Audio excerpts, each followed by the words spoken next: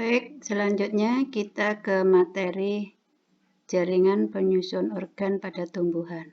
Nah, jaringan penyusun organ pada tumbuhan ada organ akar atau radik, batang atau kaulis, daun atau folium, bunga atau floss, dan buah dan biji. Kita lihat jaringan penyusun akar pada jaringan penyusun pada akar atau radik, antara lain, akar merupakan organ tumbuhan yang biasanya berada di bawah tanah, meskipun ada juga yang berada di permukaan tanah. Fungsi akar sebagai berikut, sebagai alat penyerapan air, zat hara, dan garam-garam mineral dari dalam tanah, sebagai tempat penyimpanan makanan cadangan, misalnya singkong, sebagai pernapasan, misalnya beringin. Perhatikan, jaringan pada tumbuhan dikotil dan monokotil. Kamu perhatikan apa letak perbedaannya. Bila monodikotil terdapat kambium, monokotil kita tidak menemukan kambium. Kemudian struktur atau bentuk jaringannya pada dikotil tersusun rapi, sedangkan monokotil acak atau tidak teratur. Nih bagian-bagiannya. Bagian epidermis, endodermis, perisikel, xilem, floem, empulur, dan korteks. Nah, bedanya di sini letak xilem dan letak floem yang berbeda, ya. Xilem dan floem letaknya berbeda, tidak sama. Perhatikan, floem tersebar, xilem juga. Kalau pada dikotil, xilem dan floem teratur. Oke, kamu cari lagi di literatur perbedaan yang lainnya.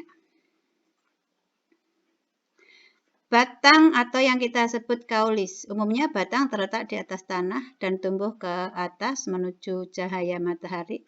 Fungsi batang sebagai penopang tumbuhan, kemudian pengangkut hasil fotosintesis, air, dan garam mineral, juga sebagai tempat penyimpanan makanan cadangan.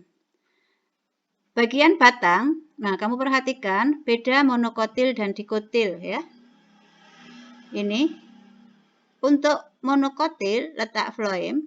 Nah, kamu perhatikan seperti ini. Begitu juga dengan letak xilem dan floem. Ini pada monokotil muda, ini pada monokotil tua.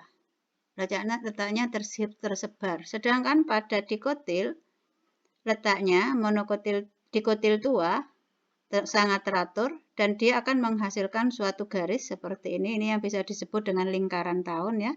Pelajari nanti. Ini bagian-bagiannya, epidermis, kolenkim, parenkim, endodermis, sklerenkim, floem letaknya di sini, xilem di sini. Jaringan empulur, kambium, vaskular, dan perisikel. Jaringan muda susunannya teratur, terlihat sekali. Xilem dan floem letaknya berbeda. Floem agak ke depan, xilem agak ke belakang. Ini sebagai empulur. Dan lainnya sama. Hanya saja strukturnya berbeda. Kemudian setelah batang, kita lanjut ke daun. Daun memiliki beberapa bagian. Daun berfungsi sebagai fotosintesis karena di daun terdapat klorofil. Nah, perhatikan bagian-bagian dari daun dikotil dan monokotil. Perhatikan perbedaannya. Kamu harus paham bagian-bagian ini sel epidermis atau sel yang paling tepi sebagai pelindung. Parenkim palisade di sini ada klorofil sebagai tempat fotosintesis dan seterusnya sel penutup, stomata. Begitu juga pada monokotil. Keduanya memiliki perbedaan di mana perbedaannya pada strukturnya. Kemudian kita ke bunga. Nah, bagian dari bunga. Bunga merupakan salah satu organ pokok tumbuhan yang berfungsi sebagai reproduksi. Kemudian bunga terdiri atas bagian steril dan bagian yang bersifat fertil. Steril ini tidak berfungsi sebagai reproduksi, tapi yang fertil bersifat sebagai reproduksi. Bagian-bagian itu antara lain ada mahkota bunga. Ini mahkota bunga yang biasanya berwarna-warni, kepala sari sebagai reproduksi jantan, kepala putik sebagai reproduksi betina. Ini tangkai putik. Bakal biji, bakal buah, kelopak bunga. Kita lanjut ke buah.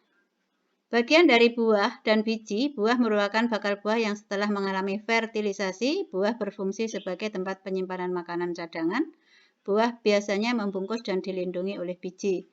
Bila biji merupakan alat perkembangbiakan utama karena mengandung calon tumbuhan baru. Ini bagian-bagian dari buah. Ada exocarp, endocarp, mesocarp. Mesocarp ini biasanya kita sebut daging buah yang bisa kita nikmati. Kemudian ini adalah biji. Bagian biji ada pusar biji, lembaga, dan inti biji. Sampai di sini, mudah-mudahan kalian paham. Sampai jumpa lagi dengan saya, Ibu Erni Widayati. Tetap semangat dan belajar terus. Assalamualaikum warahmatullahi wabarakatuh.